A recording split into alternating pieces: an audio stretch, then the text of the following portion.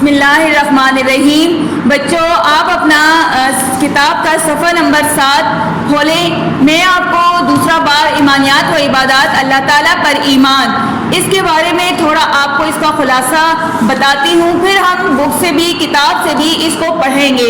تو خلاصہ اس کا اس طرح ہے کہ اللہ تعالیٰ پر ایمان، لفظ اللہ تعالیٰ کا مطلب ہے اللہ تعالیٰ، یعنی ہم دل سے اللہ تعالیٰ کو مانے، اس پر یقین کرے، اس کو اپنا رب مانے، اس کے ساتھ کسی کو شریک نہ ٹھہرائے، اور دل اور زبان سے اس بات کا اقرار کرنا کہ اللہ تعالیٰ ایک ہے اور اس کی ذات میں، اس کی صفات یعنی خوبیوں میں کوئی اس کا شریک نہیں ہے۔ صفات کا معنی بھی میں نے آپ کے لیے بورڈ پہ لکھا ہوا ہے۔ صفات کہتے ہیں خوبیاں، یعنی اللہ تعالیٰ کی طرح خوبیاں کبھی انسان میں پیدا ہو ہی نہیں سکتی، اور نہ کسی اور خدا میں ان جیسی خوبیاں ہو سکتی ہیں۔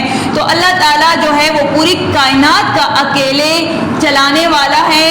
اگر دیکھیں بچوں، اگر کائنات میں کوئی اور خدا ہوتا، مطلب دنیا میں، تو ایک خدا کہتا کہ ابھی دن آ جائے، تو دوسرا خدا کہتا کہ نہیں میں رات کو لانا چاہتا ہوں، تو اس طرح نظام کیا درہم بھرم خراب ہو جاتا۔ ایک اس کو ایک طرح سے چلاتا تو دوسری طرح سے دوسرا دوسری طرح سے چلاتا۔ اب ایک گھر ہے، گھر میں جو ہے ہمارا بڑا جو ہوتا ہے، ہمارے بابا ہوتے ہیں یا ہماری امی ہوتی ہے، تو وہ گھر کے نظام کو اچھی طرح سے چلاتے ہیں۔ گھر میں ایک ہی ہماری امی ہوتی ہے اور ایک ہی ہمارے بابا ہوتے ہیں، تو اسی طرح گھر کا نظام اچھی طرح سے چلتا ہے۔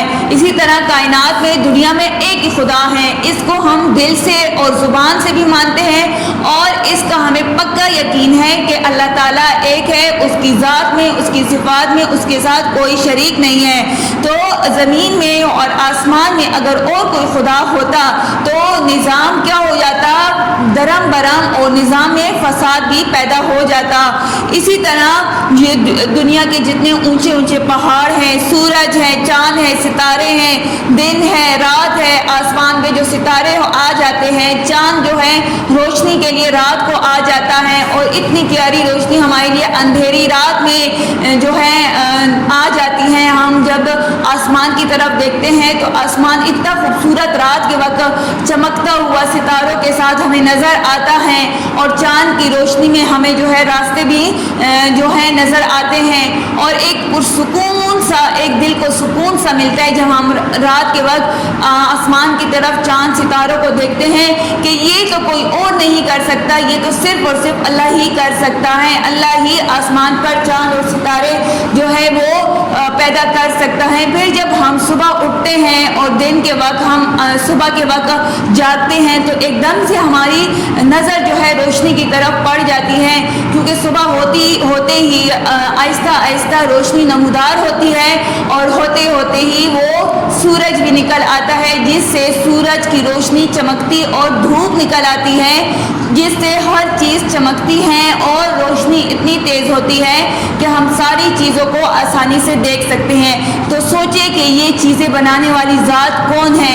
اللہ تعالیٰ نے ہمیں بھی بنایا، انسانوں کو بنایا۔ انسان کو ہم کبھی نہیں بنا سکتے، ہم اگر کسی چیز کو اپنے ہاتھ سے بنا بھی لے، لیکن اللہ کی طرح ہم نہیں بنا سکتے۔ یہ آنکھیں دیکھیں جس سے ہم دیکھتے ہیں، دیکھنے کا کام لیتے ہیں، روشنی ہے ان آنکھوں میں، اسی طرح ہمارے ہاتھ ہے جس سے ہم کام کرتے ہیں، اسی طرح ہمارے پاؤں ہے، چلنے کا کام ہم لیتے ہیں، اسی طرح زبان ہے جو ہم بولتے ہیں، کھاتے ہیں ہم، اپنے جو ہمارے ہونٹ ہے اسی طرح موومنٹ کرتے ہیں، یعنی ہلتے ہیں تو ہم باتیں کرتے ہیں۔ تو دیکھیں یہ کس ذات نے کی ہے؟ یہ صرف اور صرف اللہ نے ہمارے لیے یہ پیدا کیا ہے، اور کسی نے نہیں پیدا کیا اور نہ کوئی کر سکتا ہے۔ اللہ ایسی ذات ہے جو کہ ان کی صفات انسان کی صفات سے مختلف ہے۔ اللہ کو نہ نیند آتی ہے نہ اونگ آتی ہے۔ نیند تو نیند، اونگ مطلب نیند کے قریب والی جو نیند آنے لگتی ہے تو انسان اونگ لیتا ہے تو نیند کے قریب ہو جاتا ہے، تو اللہ کو تو اونگ تک نہیں آتی۔ اللہ کو نہ کھانے پینے کی ضرورت ہے، اللہ تعالیٰ کو نہ نیند کی ضرورت ہے۔ اللہ تعالیٰ یہ دنیا نئی بھی بنی تھی تو ابھی اللہ تعالیٰ موجود تھے۔ یہ دنیا جب اللہ نے بنائی اور ساری دنیا بنائی اور اس میں ساری چیزیں پیدا کی، انسانوں کو پیدا کیا، جنات کو پیدا کیا، دریا کو، درخت کو، پہاڑوں کو، ان تمام نعمتوں کو، اس کے علاوہ جتنی اللہ نے انسانوں کے لیے نعمتیں پیدا کی، تو اللہ تعالیٰ اس سے پہلے بھی موجود تھے، اور اللہ تعالیٰ جب یہ نعمتیں دنیا میں نہیں بھی ہوگی تب بھی، یعنی قیامت آئے گی اور یہ ساری نعمتیں ختم ہو جائے گی اور انسان بھی اس دنیا سے چلا جائے گا، جنات، انسان، نعمتیں، تب بھی اللہ تعالیٰ موجود ہوں گے۔ اللہ شروع سے ہیں اور اللہ آخر تک رہیں گے، اور اللہ کے لیے سب کچھ آسان ہے، اللہ ہر عیب سے پاک ہے۔ مطلب اللہ، یعنی یہ دنیا ختم بھی ہو جائے، اللہ واحد ہیں، اللہ ایک ہے، اللہ جو ہے کی ذات میں کوئی شریک نہیں ہے۔ پھر اللہ تعالیٰ خالق ہے، میں نے آپ کو پہلے ہی بتایا کہ اللہ نے ہمیں پیدا کیا، کوئی اور ہمیں پیدا کرنے پہ قادر نہیں ہے اور نہ ہی وہ کر سکتا ہے۔ اللہ ہمارا مالک ہے۔ مالک کس طرح ہے؟ اللہ نے ہی ہمیں پیدا کیا اور اس دنیا میں بھیجا۔ پھر جب ہم مر جائیں گے، ہم اس دنیا سے چلے جائیں گے، فوت ہو جائیں گے، تب بھی اللہ تعالیٰ کے پاس ہمیں لوٹ کر جانا ہے، کیونکہ بندے کی جو چیز ہوتی ہے اس کو اس کے مالک تک پہنچایا جاتا ہے۔ تو ہمارا مالک کون ہے؟ ہمارا مالک اللہ ہے، اسی لیے ہم نے اللہ کے پاس لوٹ کر جانا ہے، اور تمام عزت اور تمام ذلت اللہ کے ہاتھ میں ہے۔ اللہ چاہتا ہے تو اپنے بندوں کو عزت، اللہ چاہتا ہے تو اپنے بندوں کو ذلت دیتا ہے۔ ہماری زندگی بھی اللہ کے پاس ہے، ہمارا نفع نقصان، کامیابی ناکامی، صحت بیماری، یعنی ہم بیمار ہوتے ہیں یا ہمیں کوئی نفع ہوتا ہے، کامیابی ہوتی ہے، صحت ملتی ہے، سب کچھ اللہ تعالیٰ کے اختیار میں ہے اور اسی کے قبضے میں ہے۔ وہ ہر چیز کو جاننے والا ہے۔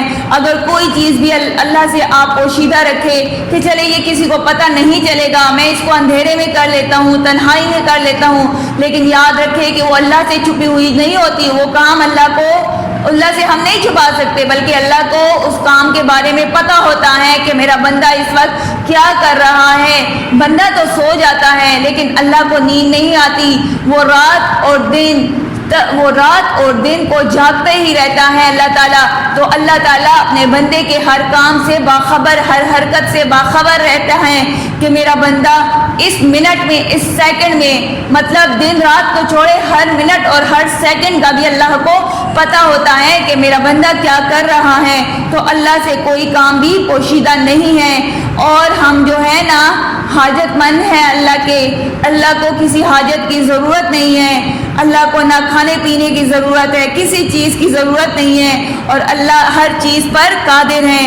صفحہ نمبر 8 پہ جو ہے نا، جو پہلی 2 لائنیں ہیں جس میں ہے کہ اللہ لا الہ الا ہوا الحی القیوم لا تأخذہ سنۃ ولا نوم لہ ما فی السماوات وما فی الارض۔ اس کا ترجمہ ہے کہ اللہ وہ معبود اور برحق ہے، اس کے سوا کوئی عبادت کے لائق نہیں، زندہ ہے، ہمیشہ رہنے والا ہے، اسے نہ اونگ آتی ہے نہ نیند آتی ہے، جو کچھ آسمانوں میں ہے اور جو کچھ زمین میں ہے سب اسی کا ہے۔ تو اس میں سب کچھ بتا دیا جو میں نے آپ کو اس پیراگراف میں، یہ جو 2 پیراگراف میں نے آپ کو پڑھائے ہیں۔ اللہ تعالیٰ پر ایمان سب سے پہلا جو ہمارے پاس جو حصہ ہے، مطلب سبق کا، وہ ہے اللہ تعالیٰ پر ایمان۔ تو اس کا خلاصہ میں نے آپ کو بتا دیا۔ اب آپ اپنی کتاب پر اپنی انگلی رکھیں اور میرے ساتھ ساتھ اس کو پڑھیں، میں آپ کو پڑھاتی ہوں تو آپ کو وہ ساری باتیں خود بخود آپ کے ذہن میں آئیں گی جو میں نے آپ کو ابھی بتائی ہیں۔ کہ اچھا، صفحہ نمبر 7 پہ ہے کہ دوسرا باب ہے ہمارا ایمانیات و عبادات۔ اللہ تعالیٰ پر ایمان، لفظ ایمان کا مطلب ہے مان لینا اور یقین کر لینا۔ سامنے بورڈ پر آپ دیکھیں کہ مان لینا، یقین کر لینا، کہ ہم نے مان لیا کہ کون ہے؟ اللہ تعالیٰ ایک ہے۔ ہم مانتے ہیں، دل سے مانتے ہیں، دماغ سے مانتے ہیں اور ہر لحاظ سے مانتے ہیں۔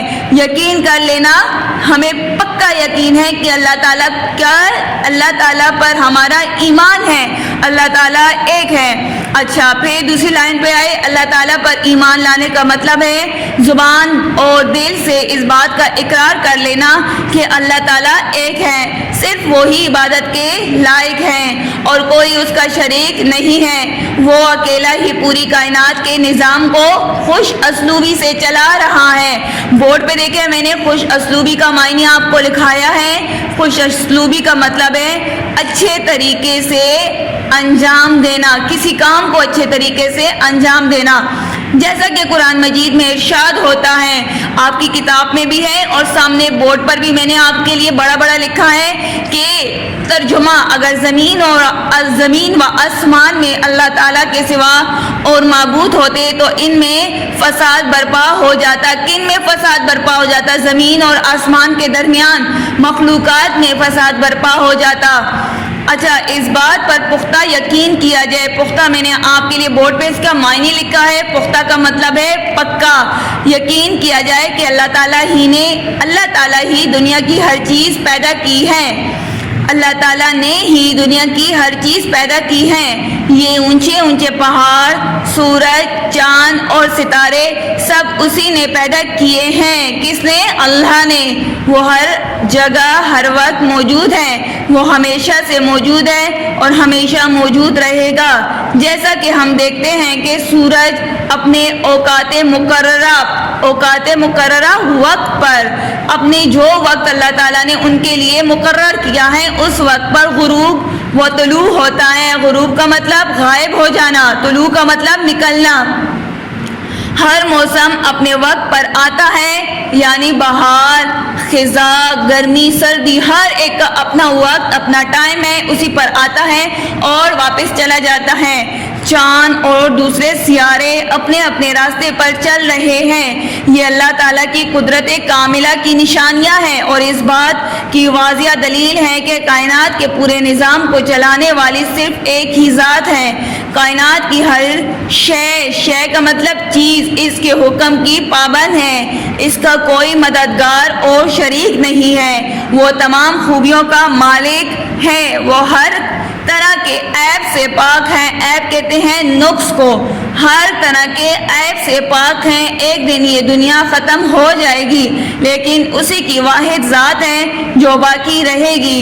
جس طرح اللہ تعالیٰ اپنی ذات میں وحدہ لا شریک ہے، مطلب اکیلا ہے، اس کا کوئی شریک نہیں، ساتھی نہیں، اس طرح اس کی صفات کا معنی میں نے بورڈ پہ لکھوایا ہے، خوبیاں میں بھی اس کا کوئی شریک نہیں، وہی سب کا خالق ہے۔ خالق کا معنی بورڈ پہ ہے، خالق کا معنی پیدا کرنے والا، مالک کا معنی مالک اور رازق کا معنی رزق دینے والا، یہ اللہ ہی ہے۔ عزت اور ذلت اسی کے ہاتھ میں ہے۔ ہماری زندگی اور موت، نفع اور نقصان، کامیابی اور ناکامی، صحت اور مرض، غرض ہر طرح کے اختیارات صرف اسی کے قبضے میں ہیں۔ وہ ہر چیز کو جاننے والا ہے، کوئی شے اس سے پوشیدہ نہیں، وہ ہر عیب اور حاجت سے پاک ہے۔ اسے کھانے کی ضرورت ہے نہ پینے کی، اسے نیند آتی ہے نہ اونگ۔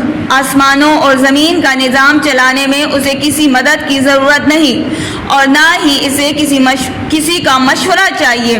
وہ ہر شے پر قادر ہے، یعنی قدرت اور اختیار رکھتا ہے اور جو چاہتا ہے کرتا ہے، جیسا کہ قرآن مجید میں ارشاد ہوتا ہے۔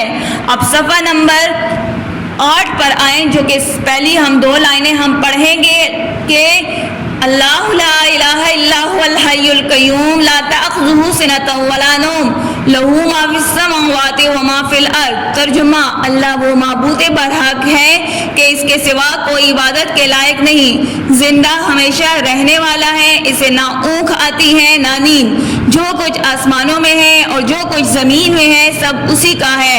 تو پیارے بچوں، ہم نے آج اتنا پڑھا، کل یا اگلے جو ہمارا لیکچر ہوگا، لیکچر نمبر 2، اس میں میں آپ کو پھر آگے آپ کو عقیدہ توحید کے بارے میں پڑھاؤں گی انشاءاللہ، اور پھر ہم سارا یہ پڑھیں گے اس بارے میں۔ تو آج کے لیے اتنا ہی آپ کے لیے کافی ہے اور آپ نے گھر میں اس کی پڑھائی کرنی ہے۔